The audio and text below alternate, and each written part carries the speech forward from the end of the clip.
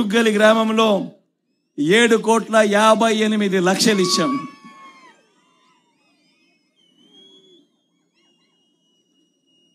రైతులకు సంబంధించి కూడా చెప్తా.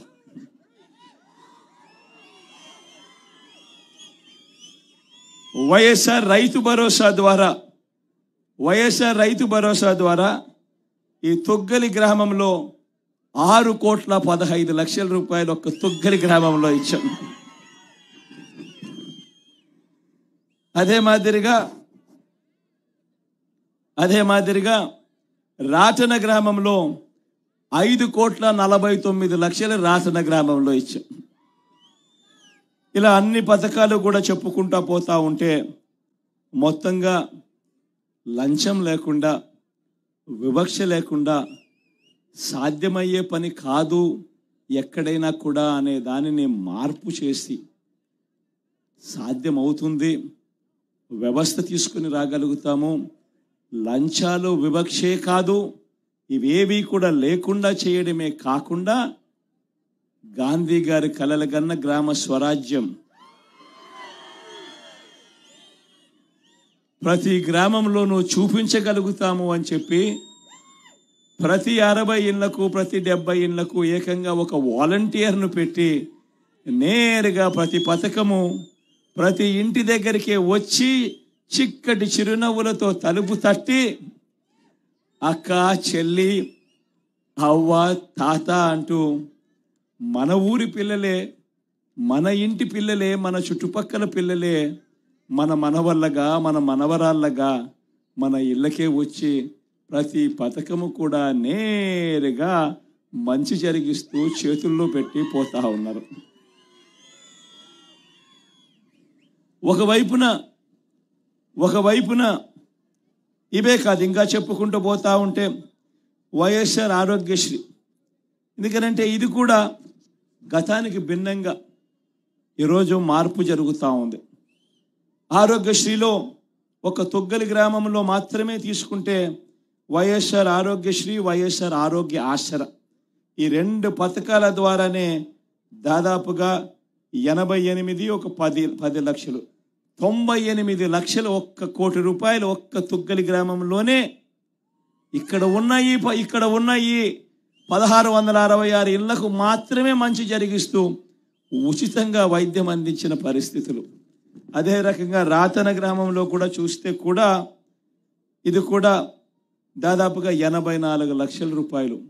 నేను ఒకటే చెప్తా ఉన్నా, ఈరోజు ఒకసారి గమనించమని అడుగుతా ఉన్నా. వ్యవస్థలోకి ఎటువంటి మార్పులు వచ్చాయో ఆలోచన చేయమని అడుగుతా ఉన్నా. ఈ వ్యవస్థలు ఎంత అవసరమో, ఇది ముందుకు కొనసాగడానికి ఎంత అవసరమో కూడా ఆలోచన చేయమని అడుగుతా ఉన్నా. ఈరోజు మొట్టమొదటిసారిగా మన గ్రామంలోకి అడుగులు పెట్టిన వెంటనే 10 అడుగులు వేస్తే ఒక సచివాలయం కనిపిస్తుంది. గతంలో లేదు, ఈ 58 నెలల కాలంలోనే వచ్చింది. అదే సచివాలయం పరిధిలోనే ప్రతి 60-70 ఇళ్లకు కూడా మ్యాపింగ్ చేసి ఒక వాలంటీర్ వచ్చి మన ఊరి పిల్లాడే మనందరికీ కూడా ఇంటి వద్దకే వచ్చి సేవలు అందించే కార్యక్రమం. ఇవన్నీ కూడా గతంలో లేవు. మరో 4 అడుగులు ముందుకు వేస్తే అదే గ్రామంలో ఆర్బీకే రైతు భరోసా కేంద్రం మొత్తం రైతన్నను చేయి పట్టుకొని నడిపించేందుకు విత్తనం నుంచి పంట కొనుగోలు వరకు ప్రతి దశలోనూ కూడా రైతన్నకు తోడుగా ఉంటూ అండగా నిలుస్తూ రైతన్నను చేయి పట్టుకొని నడిపించే ఒక గొప్ప వ్యవస్థ. అందులో కూడా ఒక అగ్రికల్చరల్ గ్రాడ్యుయేట్ అక్కడే ఉద్యోగం చేస్తూ మనకు కనిపిస్తూ ఉన్నాడు. మొట్టమొదటిసారిగా వ్యవసాయం మారింది. ఇంతకుముందు రైతన్నలు ఇన్సూరెన్స్ చేసుకోవాలి అని అంటే ఎవడో బ్యాంకుకు పోయి క్రాప్ లోన్ తీసుకుంటేనే ఇన్సూరెన్సు. ఆ బ్యాంకుకు వెళ్ళి ఆ క్రాప్ లోన్ తీసుకోకపోతే ఆ రైతన్నకి ఇన్సూరెన్సే వచ్చేదే పరిస్థితే లేదు. ఆ బ్యాంకుకు వెళ్ళి ఆ రైతన్న ఇన్సూరెన్స్ తీసుకోవాలనంటే ఆ క్రాప్ లోన్ ఇచ్చేటప్పుడు 4%, 5% కటింగ్ చేసి ఇన్సూరెన్స్ ప్రీమియం అని చెప్పి కటింగ్ చేసి 1,05,000 రూపాయలు కటింగ్ చేసి ఆ తర్వాతనే ఇన్సూరెన్స్ వచ్చే పరిస్థితి. ఇంట ఒకరి చేత మెల్ల చేసే పరిస్థితి. ఇవాళ నేను ఒకటే అడుగుతా ఉన్నా, ఈరోజు ఏం జరుగుతూ ఉంది? ఈరోజు ఆర్బీకేలు వచ్చాయి. ప్రతి ఎకరా కూడా ఈరోజు ఈ క్రాప్ ఈ క్రాప్ చేసి రైతులందరికీ కూడా ఉచితంగా పంటల బీమా అమలు చేస్తూ రైతన్నకు అన్ని దశల్లోనూ పంట విత్తనం నుంచి కొనుగోలు దాకా రైతన్నలకు ప్రతి దశలోనూ కూడా పెట్టుబడి సహాయంగా రైతు భరోసా ఇస్తూ ప్రతి దశలోనూ రైతన్నకు తోడుగా ఉంటున్న మార్పు ఈరోజు మన గ్రామంలో కనిపిస్తూ ఉంది. మరో 4 అడుగులు ఇదే గ్రామంలోనే అడుగులు ముందుకు వేస్తే మన బడి కనిపిస్తుంది, మన గవర్నమెంట్ బడి కనిపిస్తుంది. మొట్టమొదటిసారిగా గవర్నమెంట్ బడులు రూపురేఖలు మారాయి. నాడు నేడుతో గవర్నమెంట్ బడులు రూపురేఖలు మారాయి. తెలుగు మీడియం పోయి గవర్నమెంట్ బడులు ఇంగ్లీష్ మీడియం అయ్యాయి. 8వ తరగతి పిల్లాడి చేతిలో ఈరోజు ట్యాబులు కనిపిస్తూ ఉన్నాయి మన గవర్నమెంట్ స్కూల్లో. 6వ తరగతి నుంచి ఆ గవర్నమెంట్ బడిలో ఉన్న క్లాస్ రూములు 6వ తరగతి నుంచే ఏకంగా IFP ప్యానెళ్లతో డిజిటల్ బోధన మన క్లాస్ రూమ్లలో ఈరోజు గవర్నమెంట్ బడులలో, పేదలు వెళ్ళే గవర్నమెంట్ బడులలో ఈరోజు డిజిటల్ బోధనతో కార్పొరేట్లు కూడా గవర్నమెంట్తో పోటీ పడాల్సిన పరిస్థితులకి గవర్నమెంట్ స్కూళ్ళు తయారయ్యే పరిస్థితులు ఈరోజు మన గ్రామంలోనే కనిపిస్తూ ఉన్నాయి. మార్పు చూడమని అడుగుతా ఉన్నా. మొట్టమొదటిసారిగా ఆరోగ్యశ్రీ పరిస్థితి చూస్తే ప్రజలు ఏ ఒక్కరూ కూడా అప్పుల పాలు కాకుండా వైద్యం అందే దిశగా అడుగులు పడ్డాయి. 4 అడుగులు వేస్తే విలేజ్ క్లినిక్ మన గ్రామంలోనే కనిపిస్తూ ఉంది. అక్కడే విలేజ్ క్లినిక్ ఫ్యామిలీ డాక్టర్ కాన్సెప్ట్తో అనుసంధానం. మొట్టమొదటిసారిగా ప్రతి 15 రోజులకు ఒకసారి డాక్టర్ వస్తూ ఉన్నాడు. విలేజ్ క్లినిక్లో కూర్చొని ఈరోజు వైద్యం అందిస్తూ ఉన్నాడు. ఆరోగ్య సురక్ష అనే కార్యక్రమం ప్రతి 6 నెలలకు ఒకసారి జరుగుతూ ఉంది. ప్రతి ఇంటిని జల్లడబడతా ఉన్నారు. ప్రతి ఇంట్లోనూ టెస్టులు చేస్తూ ఉన్నారు. ప్రతి ఇంట్లోనూ ఉచితంగా మందులు ఇచ్చే కార్యక్రమం జరుగుతూ ఉంది. ఆరోగ్యశ్రీ పరిధిని 1000 ప్రొసీజర్ల నుంచి 3300 ప్రొసీజర్లకు పెంచాం. ఆరోగ్యశ్రీ కార్డు లిమిట్స్ ఏకంగా 25 లక్షల దాకా ఉచితంగా వైద్యాన్ని తీసుకొని పోయాం. ఎప్పుడూ చూడని విధంగా మన గ్రామంలోనే ఈరోజు మనకు మందులు ఇస్తూ అన్ని రకాలుగా తోడుగా ఉంటూ విలేజ్ క్లినిక్లు మన గ్రామంలోనే దర్శనం అవుతూ ఉన్నాయి. వ్యవసాయం మారింది, స్కూళ్ళు మారాయి, వైద్యం మారింది, అన్నీ మన గ్రామం పరిధిలోనే మారుతూ ఉన్నాయి. డెలివరీ చేసే మెకానిజంలో లంచాల వివక్ష లేకుండా ఈరోజు నేరుగా మన తలుపులు తడతా ఉన్న పరిస్థితి కనిపిస్తూ ఉంది. ఆలోచన చేయమని అడుగుతా ఉన్నా. ఇలాంటి మార్పులు, ఇలాంటి పరిస్థితులు గతానికి భిన్నంగా ఈరోజు జరుగుతూ ఉన్నాయి. అందుకే నేను ప్రతి ఒక్కరికి కూడా నేను చెప్తా ఉన్నా, ఈ జరుగుతూ ఉన్న ఈ మార్పులు కొనసాగడం చాలా అవసరం. ఈ జరుగుతూ ఉన్న ఈ మార్పులు కొనసాగడం ఎంత అవసరము అని అంటే, ఈ ఎన్నికల్లో మనం ఓటు వేసేది కేవలం ఒక ఎమ్మెల్యేనో ఒక ఎంపీనో ఎన్నుకునే ఎన్నిక కాదు. ఇది ప్రతి ఒక్కరూ కూడా ఇది గమనించమని కోరుతా ఉన్నాం. ఈ ఎన్నికల్లో మనం వేసే ఓటు జరుగుతూ ఉన్న ఈ మార్పును కొనసాగించడం కోసం వేస్తూ ఉన్నాం. ఈ మార్పులు ఇలానే కొనసాగుతేనే పేదవాడు తలరాతలు మారుతాయి, పేదవాడు బ్రతుకులు మారుతాయి అన్నది ప్రతి ఒక్కరూ కూడా ఆలోచన చేయమని కోరుతా ఉన్నాం.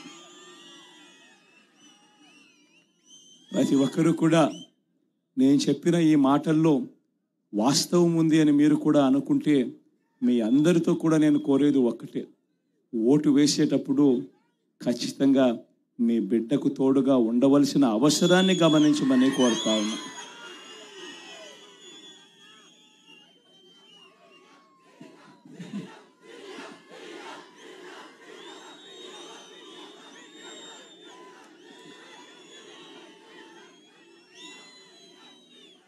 ఇక జరుగుతూ ఉన్నాయి ఈ కార్యక్రమంలో ఎవరైనా మాట్లాడాలనుకునే వాళ్ళకు మైకు మీ దాకా మీకే ఇస్తా. మైకు మీరిచ్చే సూచనలు సలహాలు ఏవైనా ఉంటే తీసుకునేదానికి నేను సిద్ధంగానే ఉండా.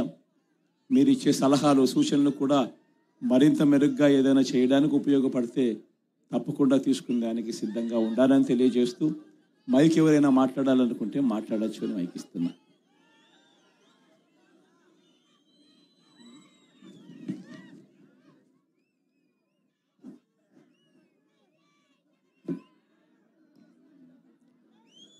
దుగ్గలి రాతన ప్రజలందరూ కూడా ఇప్పటిదాకా అన్న చెప్పారు. బహుశా చాలామంది థ్యాంక్స్ చెప్పాలి, అన్నయ్య 5 ఏళ్లుగా ఇంత మాకు చేశారు అనేటటువంటిదే ఎక్కువ మందికి ఉంటుంది. అన్నకి తెలుసు ఎవరైనా ఇంకేమన్నా చెప్పాలనుకున్నా మాట్లాడే సమయం రాకపోయినా మీకు అందరికీ కూడా స్లిప్లు ఇవ్వడం జరిగింది. దాని వెనుక మీ అభిప్రాయాలు మీరేమన్నా అడగాలనుకుంటే అవి రాసి వెళ్తూ డబ్బాలో కూడా వేసి వెళ్ళొచ్చు. మాట్లాడాలనుకున్న వాళ్ళు చెయ్యి ఎత్తితే మైకు మన బ్రదర్స్ ఇస్తారు. ముందు అన్న అక్క చెల్లెమ్మల్ని అడుగుతారు కాబట్టి ఒక అక్కకి ఇద్దాం ఛాన్స్. ఆడవాళ్ళకి ఎక్కువ ప్రాధాన్యత ఇద్దాం బా.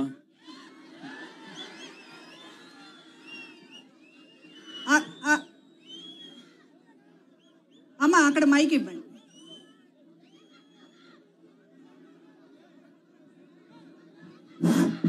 జగన్ మామ అని పిల్లవాడు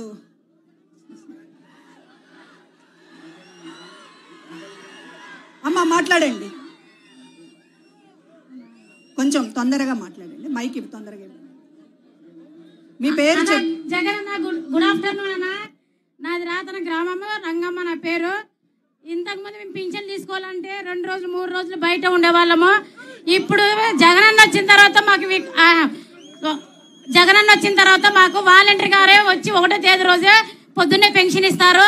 నాకు ఇంతకు ముందు జగనన్న రాకముందు 2000 పింఛన్ వచ్చేది. ఇప్పుడు జగనన్న వచ్చినాక 3000 పెన్షన్ వస్తుంది. ఇంతకు ముందు అయితే పర్సెంటేజ్ ప్రకారం మమ్మల్ని మా వికలాంగుల్లోనే తేడా చూపించేవాళ్ళు. ఇప్పుడు తేడా కదా, జగనన్న వచ్చినాక అందరికి సమానంగా పెన్షన్ పంచుతున్నారు. అన్నయ్య థ్యాంక్ యూ సో మచ్ అన్నయ్య. ఈ పెన్షన్కి సంబంధించి కూడా కొన్ని వివరాలు చెప్తా. మన ప్రభుత్వం రాకమునుపు మీ అందరికీ కూడా బాగా గుర్తుండుంటది, 4 సంవత్సరాల 10 నెలలు గత పాలన, చంద్రబాబు నాయుడు గారి పాలన మీరంతా చూసి ఉంటారు. ఆయన 5 సంవత్సరాల పాలనలో 4 సంవత్సరాల 10 నెలలు చంద్రబాబు గారి హయాంలో పెన్షన్ ఎంత అని చెప్పి ప్రతి అవ్వను ప్రతి తాతను అడగాలి. ఎందుకనంటే చంద్రబాబు నాయుడు గారు 5 సంవత్సరాల పాలనలో 4 సంవత్సరాల